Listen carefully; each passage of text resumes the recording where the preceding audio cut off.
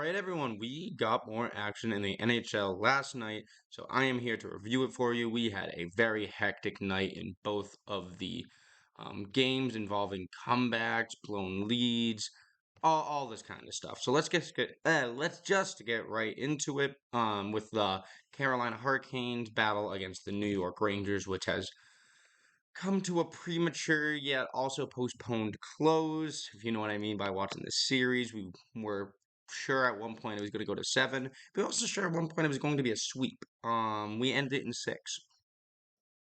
So this is how it happened. The Canes got off to a great start this game. They were buzzing the entire game. They were the better team this game. It always comes down to the better team wins, right? Not in hockey. That's the unfortunate part of the sport. That's the interesting part of the sport, though.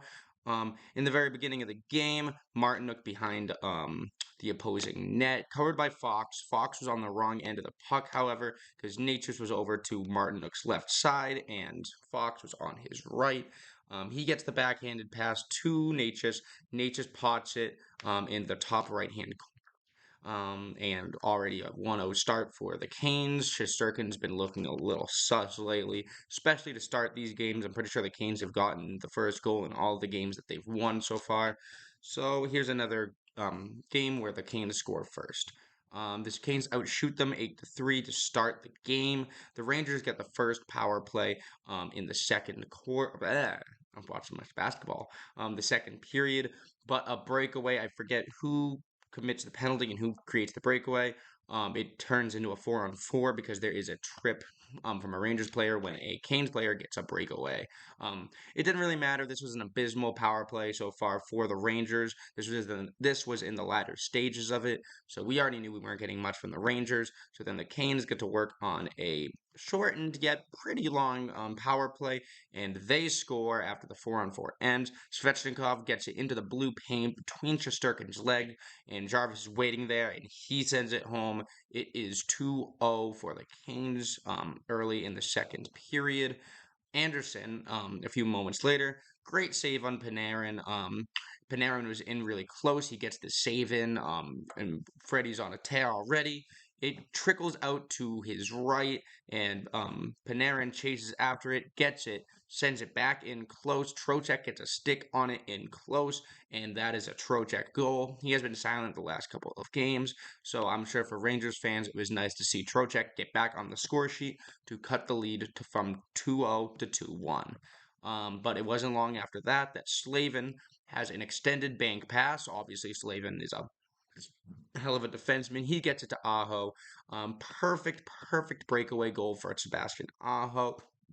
Bounces around the puck on his own stick. Stick handling is great. Make sure to move in fast. He has an option to his left, but he gets it into the roof above Shesterkin. I don't think Shesterkin saw that coming. The only way he saves that is with his head doing the dive, but obviously he doesn't. Then let's talk about the highlight reel of the game. We are not talking about what happens in the third period. We are talking about Jordan Martinook. I'm sure you all saw that coming, and what could potentially be Jordan Martinook's final game for the Carolina Hurricanes. What a tenure he's had. The presence he's had on Andrei Svechnikov, the great moral support and gameplay. The Devils' owner, Jordan Martinook. Ryan Lindgren on a semi breakaway, backhander through Anderson. Anderson gets a pad on it, so it slows it down, but it's still leaking into the goal. Martinook's already on his stomach. This comes flying in like a penguin, and as the puck's crossing the line, he gets a stick on it. This is a masterful play from Martinook. I'm sure he was on the ice by accident. No one likes to be down there. Would have skated over there and got it out if he could, but just slides in like the damn hero he was in the Devils series. And damn, what a save from Jordan Martinook. Better than any Anderson saves of the night, even though I didn't think Anderson played that bad. Um, but Martinook, that was a crazy play. I was on my feet. We were screaming in this house. It was crazy. Good job, Jordan Martinook. Um, Speaking of Martinook, Gensel, and someone else who I'm forgetting at this point, they hit post upon post upon post, trying to get past the circuit to regain, or not to regain, but to gain a 3-goal lead. Martinook thought his was in. His hands go up. It was close. Gensel, I think Gensel's had the best shot to go in. And then two Rangers players run into each other. I forget who, but Aho gets a breakaway and he misses the net on a backhand. He waits too long to send it. And the Gensel one, I forgot to mention the Gensel one. The reason that it was so close is because it went off the post and onto Shesterkin's shoulder, and Shesterkin started going, "Oh, like, I feel the fucking thing." So he starts freaking out. It could have gone their way and went into the net, but it didn't. It went next to the net. And then the third period, Anderson does what Anderson does worst. He makes the save on Zibanejad, and it's right there at his toe, and he's like, should I hold this? Should I not hold this? Before he can make his decision, Chris Kreider comes in and buries it between his toe and the post. It's his weakness, man. It is what Freddie is worst at. I don't think this is a poor performance from Freddie. I just think that this is just what he does, unfortunately. Everyone says he chokes in the playoffs. Well, don't forget Kochetkov did lose a game here. I will defend Freddie on this one. I couldn't defend him when he was choking Toronto. He choked hella in Toronto, but everyone sees the Canes lose this and they think, oh my God, it's Anderson again. I don't think it was Anderson. Um, then there was a crazy no call, or they reviewed it, but I don't think they called it a penalty, or they definitely didn't. When I think it was Stahl roofs it to the top of the net. I think that's a bad call. They think Lafreniere might have got a stick on it, but it was very, very clearly right out of there. Was it Stahl? Was it Slave? I think it was someone's name began with an S. That should have been a penalty and a Rangers power play. I felt bad for the Rangers, even though I root for the Canes. I'm just trying to find some bad calls in non-Bruins games. You know what I mean? Just to be like, hey, I'm unbiased.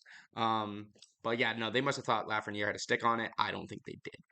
He did, anyways. And then after that, Stahl. Okay, so it wasn't Stahl because Stahl got the tripping minor. Stahl trips someone behind the net a few moments later, so that missed call is kaput. No one really cares about it. Especially no one cares about it because Panarin shoots from the point. Beautiful minor adjustment of the shot from Chris Kreider. That's what you're looking for, right? Goalies are so particular in making these saves. They're very, very good at it. They know exactly where the puck is going. So if you change it by a lot, you have the potential to be missing the net and totally ruining the shot. If you change it by a little, you are adjusting the shot and doing your job. Chris Kreider does that right in front to tie the game up at at 3. This is another example. I don't know why Kreider is not the captain of this team. He has been around way longer than Trouba. He is the longest tenured player on this team. There are plenty of players, I'm pretty sure, that have been here longer than Trouba. And Trouba, who won the Masterson, is just not a overall great player in terms of not being a dickhead. You know what I mean? Like, he's like if they made Marchand captain 10 years ago when Marchand was still kind of a prick. It's like if they made Tom Wilson captain. I just don't stand on Truba being a captain. I don't like it. And I think this is a perfect example of why Kreider should be a captain. What a leader. What a guy. And then with only 4 minutes left in the game, both goalies are still in this tie game. Ryan Lindgren goes around the net. Frederik Andersen is holding his own on the left side of the post, knowing that the wraparound is possible. But the pass to Kreider in the slot, Orlov is there, Chatfield is there. It doesn't matter.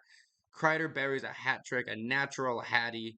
Like I said, I don't think Anderson had a chance on this. I think the defense could have. And like I said, I don't think Anderson had a chance on that deflection goal. That was a beautiful goal from Kreider. All three. I think you blame Frederick for the first goal, but those are the goals he usually lets in. Okay, so he's gonna let in one of those, all right. And the other two goals that he let in the third were not his fault at all. The defense should have been. There were 3 sticks there, 2 Canes, 1 Ranger. It got to the Ranger stick. There's a problem there. And the other goal is that's just going to happen. That's unfortunate. So I'm not blaming Anderson for any of this. But then of course there's only a few minutes left. Barclay Goodrow gets the winner, or not the winner, but the dagger. I'll say, is this the dagger? Barclay Goodrow from his own zone gets the empty netter, jumps onto the bench for the celly. That's kind of iconic. As much as I don't want the Rangers to win the cup, that is a great, great moment for them. Jumping onto the bench to celebrate the goal that excels them to the Eastern Conference Finals for the first time in 2 years. They made it there like recently. I think they made it there against the Lightning in 22. So they're back.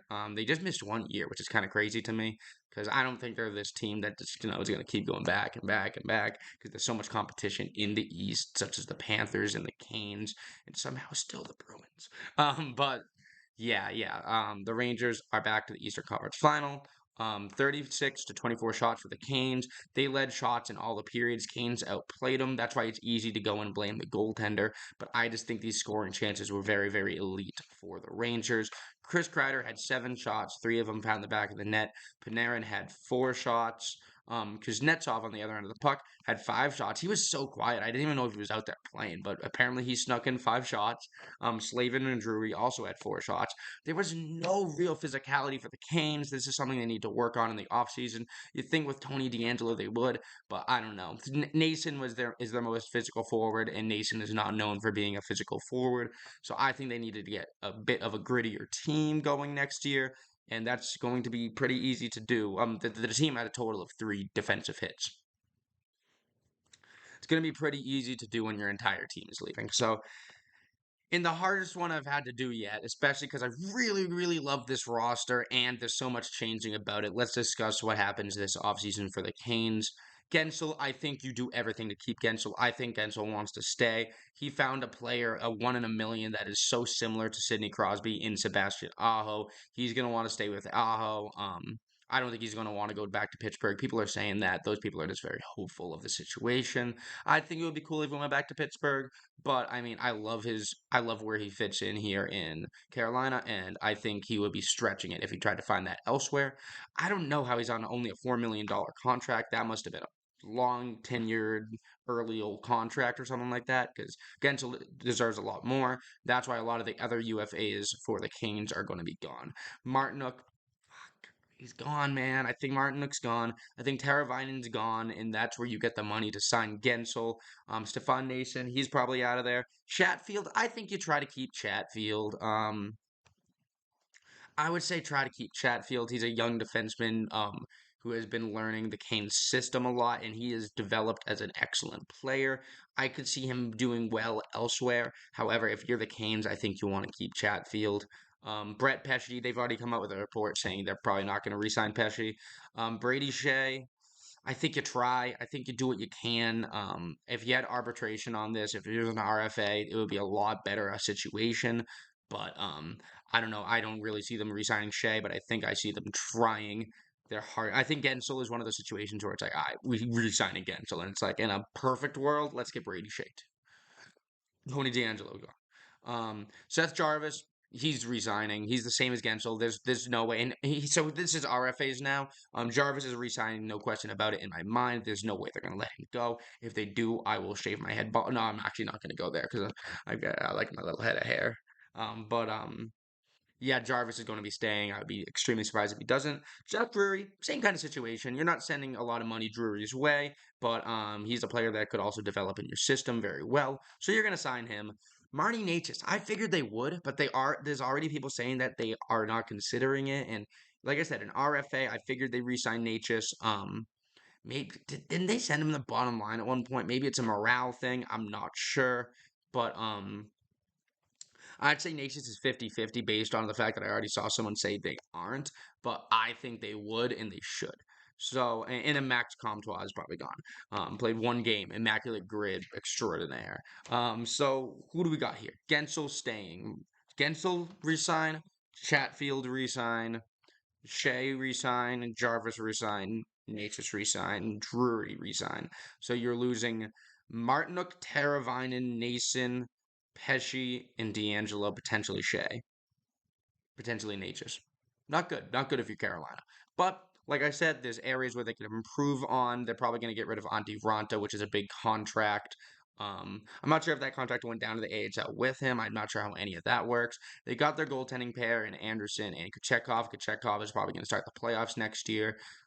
Spencer Martin, obviously a great backup third. I could imagine them trading Spencer Martin though for something. Maybe to try to keep Shea in. They trade Caleb Martin. He's still rent free, huh? From a few years ago. um, Spencer Martin. But yeah, I think Gensel and Jarvis are your obvious guys to sign, and then your next priority is going to be Brady Shea and Marty Necas. See what you can do. Um, but let's move on to the next game. Unfortunately, this is the last time we'll talk about the Canes for a while. The Oilers and the Canucks. I am very mad before this game that they swapped the lines up in terms of the third line. They put Teddy Bluger between Joshua and Garland and brought Lindholm up to the second line. I don't know why you would do that. This is easily your best line of the playoffs, and that's taking into consideration Brock Besser doing what Brock Besser has been doing. He's been doing that pretty much single-handedly. I don't know why you mix up this line that has a lot, and I do mean a lot, of chemistry. However, they do. They managed to kill a very early penalty, not without the scare of a McDavid crossbar and a Draisaitl snipe attempt, saved by Artur Silovs, who again shows up this game. Evander Kane, however, comes in.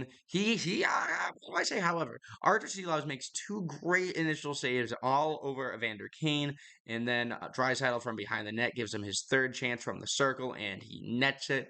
So 2 for 3 on 3 quick shots from Kane. So good work from Evander Kane to get those shots off.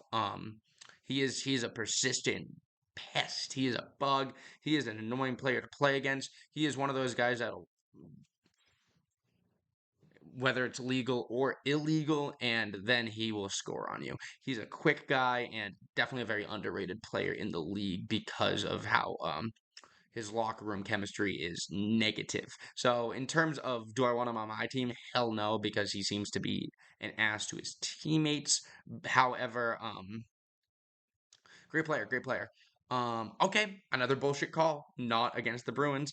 That charge. The only reason they'll call that. So what happens is Warren Fogle skates toward Elias Pettersson, I should say, and Pettersson kind of does like a back, like to, not to get hit, and Fogle goes and they call Pettersson. I think the only reason they call this bad penalty is because Fogle sold it. They should, if they were gonna call that penalty, they also call embellishment. I know Nux Memes was posting like the rule book on Instagram, being like, but yeah, bad penalty call. They do, however, kill it off. So the Oilers penalty, or I'm sorry, the Oilers power play was plastered this game. The Canucks were all over them, and this is nothing I thought I would see in this series or at all from anyone against the Oilers back play. So great job from the Canucks penalty kill, especially on a penalty that shouldn't have been called. Connor Brown shot from. Yes. Connor Brown gets a great shot on Artur Silovs. It gets into his arm. So Connor Brown, you're doing shit. Good job. The bottom line for both teams is going to be effective in this game. A lot of chances from the slot for not only them but all the other lines. A huge chance from the circle goes off the crossbar. There's a point where the Canucks are shooting and the puck leaks out to Carson Soucy, who obviously some would debate should still be suspended for that horrible cross check on McDavid. I didn't like that cross check. I think he should have been suspended a little longer, but nonetheless, he gets the puck. Picard moves over to match him. Soucy goes to Picard's left, however, right where he was, and scores into the high corner. So this game is now 1-1. Am I right about that, or is it 1-0? Yeah, because of Vander Kane, 1-1. And then right after that, Soucy, returns the favor. He falls and creates a great turnover. Connor Brown and Janmark, I told you for whatever reason this bottom line is going to do well. 2-on-1 against Philip Hronek, textbook 2-on-1. Connor Brown gets it back over to Janmark. Janmark scores. So thanks Soucy for returning the favor, I suppose. Then the Canucks power play. JT Miller all over it with a pair of chances. Calvin Pickard makes some saves. So they're getting a great performance here from their goaltender. Again, this doesn't mean anything to me because what I'm looking for in Edmonton is goaltending consistency. Skinner is one of the only goalies so far this postseason that has got a shutout, and obviously they have decided that Calvin Pickard is the better man for the job. So this means that their goaltending can be good at times, but that's not what they need. They need consistent goaltending, and that's not what I think any of these goaltenders are going to give them, unfortunately. Then what's his name? Nils Aman? Or no, I'm thinking of Freaking Hogland. I don't know his first name. I'm sorry. He forces a Bouchard turnover. This is a really bad turnover from Bouchard, a defenseman that I have really glazed over the course of the playoffs, especially offensively. But he gets stripped right in front of his own net. And Di Giuseppe, right after having a kid, got that dad strength in him, that Brandon Carlo dad strength, does a back spinning goal. Wow. The same for what? Faxa, right? Or Fasca, however you pronounce his name. He made a promise to his kid that he was going to score the game winner. And he does. Maybe not the game winner, but a goal. Di Giuseppe with a spin shot. This is a beauty. It was like Di Giuseppe did fucking what? You wouldn't believe it. Like I said, these bottom lines for both teams showing up this game. It goes to show the depth. I mean, for the Oilers, this is very nice. Like I said, Warren Fogle drew that Pedersen penalty. He's depth, I would say. Connor Brown had a great shot in close. He's depth. Um, and then obviously Connor Brown and Yanmark on the breakaway. They're both depth. So yeah, Evander Kane is arguably anyone that's not named Draisaitl, Hyman, or McDavid is arguably depth. I wouldn't say Evander Kane is, but you can make the argument. So yeah, and then Derek Ryan, one timer, great save from Shilovs, another depth player. Derek Ryan has kind of come to play. He's been this player, right, that like I don't really notice on the ice when he's there. Never really had a reason to know who he was. He's been kind of decent this series, especially the last couple games.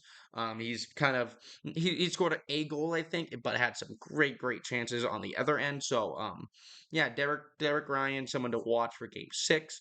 Elias Pettersson, he gets the puck to Hoglander in front, and he hits the post with an empty net. Hoglander thought he scored. He's like, yeah. Then he's like, oh, wait a minute.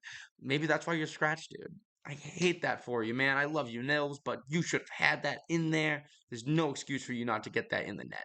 Really, no excuse. Maybe he thought that that Pickard was gonna come back, but no, Pickard did not come back. You should have got that at Hoglander. Lay the big hog on Calvin Pickard. And then, so we're in a 2-2 tie late in the third. We got seconds remaining on the clock. And I remember, I swear to God, right before the Canucks got it in the offensive zone, I said, are you serious? I swear, I was like, God damn it. But I think both these teams hate overtime as much as we do.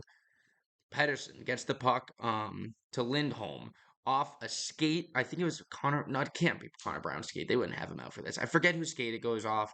Then it goes off the post, and JT Miller there with an empty net, and he does not miss.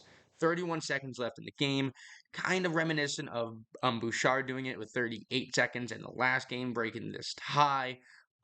It was unbelievable. The crowd was chanting JT Miller. What a moment for JT Miller. He was very humble about it as well.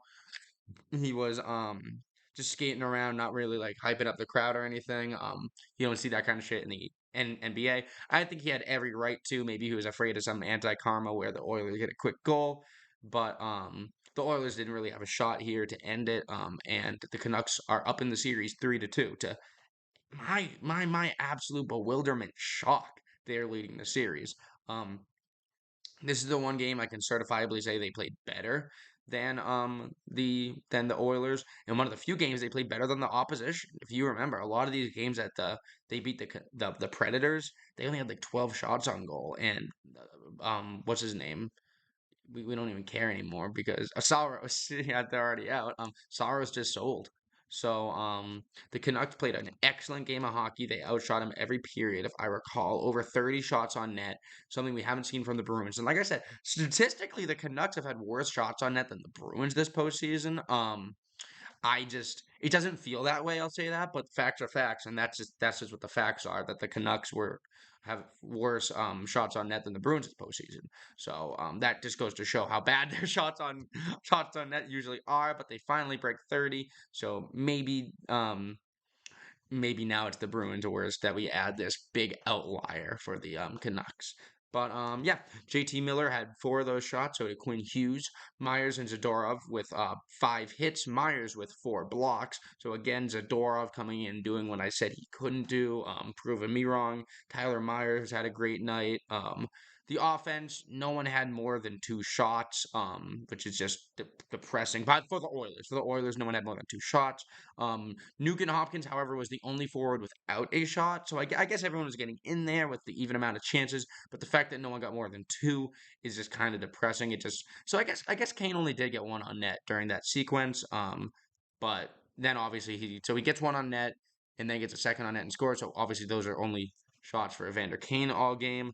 Um, Delorier and Holloway had 4 blocks. Holloway had 4 hits. So Dylan Holloway, another depth piece for the Oilers that is actually kind of performing. But obviously these are stretches because he got a 2-goal performance in one game and then just hasn't done really anything since other than, just being a nice presence on the ice. But I'm talking goal scoring and they need goal scoring.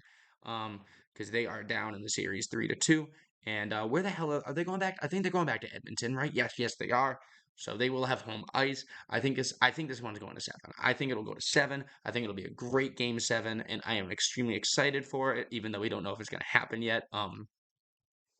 We need an Archer Seelov's masterclass. And if the Canucks do advance, it brings up the question about either team brings up the question of goaltending, right?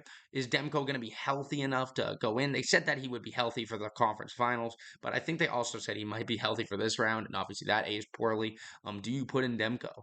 Um, I think after I don't know. We'll cross that bridge when we come to it. How about that? For the Oilers, obviously this question's a goal. I think you keep Calvin Pickard in. He didn't have a bad game. He had a great game. Maybe you throw in Skinner for some confidence boost. I don't know. Like I said, you're hit or miss with these goalies every other night. There's just no consistency between them. There's no real right answer.